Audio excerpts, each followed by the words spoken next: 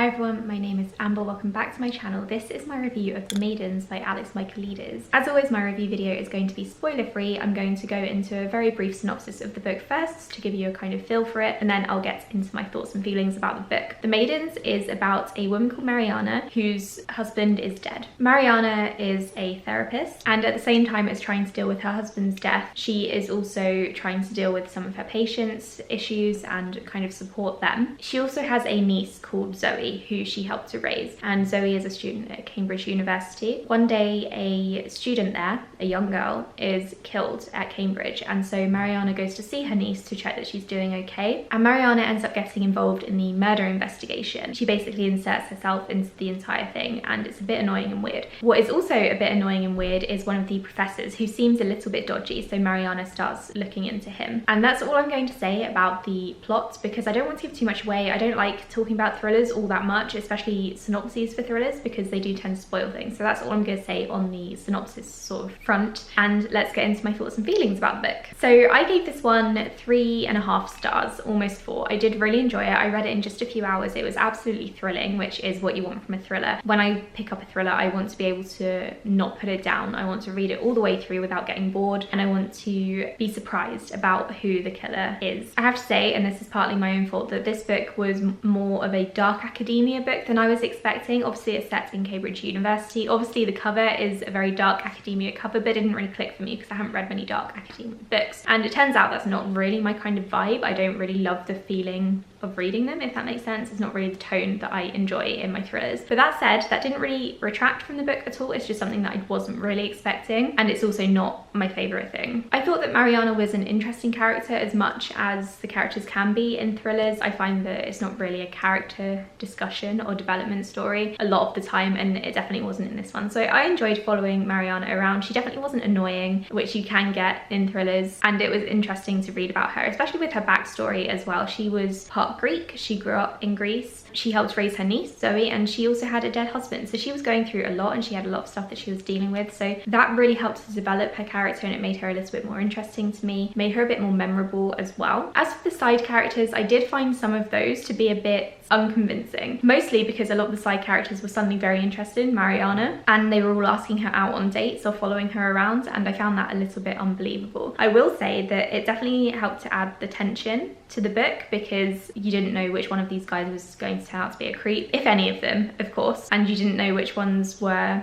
genuinely interested in her. So that kept me on my toes a little bit, but I did find myself rolling my eyes a lot, because there were 3 or 4 guys that were just obsessed with Mariana, and I was just kind of like, really? First of all, why? Secondly, it was just unnecessary. I thought that the tension could have been built up in a slightly different way, in a different manner, instead of using creepy guys to build tension in the book. At least, like, if you're going to have some creepy guys, maybe have 1 or 2 and then have some other red herrings somewhere as well. You don't need 4 people obsessed with the main character. So that's something that kind of disappointed me about the book, because it was unrealistic and also annoying. I do feel like if a woman had written this book, then that maybe wouldn't have been in there to such an extent. I think that maybe the focus wouldn't have been on the guys who were following her around. There would have been a few more twists in there and a few more options, rather than just creepy guys. But it wasn't the end of the world, it was just a bit annoying to me. One of the creepy guys, the professor, he's one of the main suspects, because he apparently likes to flirt a bit with his students. I can't remember how much detail the book goes into at the beginning, but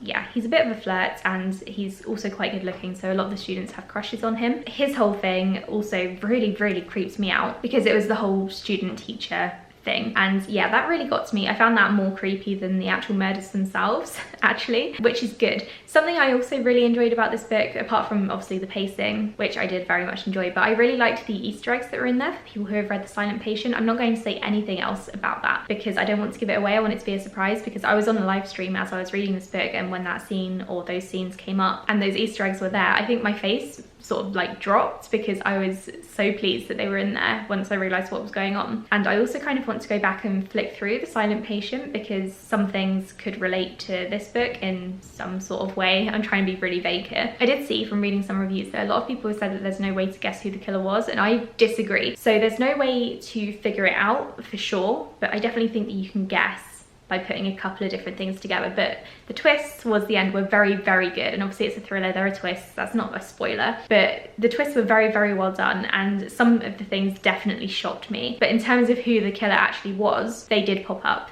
And that was one of my theories, but it wasn't necessarily something that I was sure of. It was just something that came up, like, what if this happened? It could be this person, and then it was. But I was also suspecting a bunch of other people as well, because there were so many red herrings in there. I do find it very interesting that Alex Michaelides seems to be building up a thriller suspense world for him. So I don't know how, if he writes more in the future, how the third book will connect to these two based on how The Silent Patient and The Maidens connect via Easter eggs. But I think it'll be very interesting if he manages to pull that off. And instead of following a sort of crime detective throughout all the books, he seems to be doing something a bit different. So that's very intriguing to me, and it would definitely make me more eager to read the third book if I know that that's the case. As with The Silent Patient, I read this one super quickly. I read it on a live stream for some reading sprints, and I got through it in just 3 or 4 hours, I think. I thought it was very, very compelling. Even though some of it was weirding me out and some of the tropes aren't really my favorites, I still found it a very enjoyable read. I think if I had read it slower, I might have picked out a few more plot holes, just because from reviews, some people have picked out those and spoken about them. But to be honest, as I was reading it so quickly, none of that came to mind. I haven't really analysed the book that much.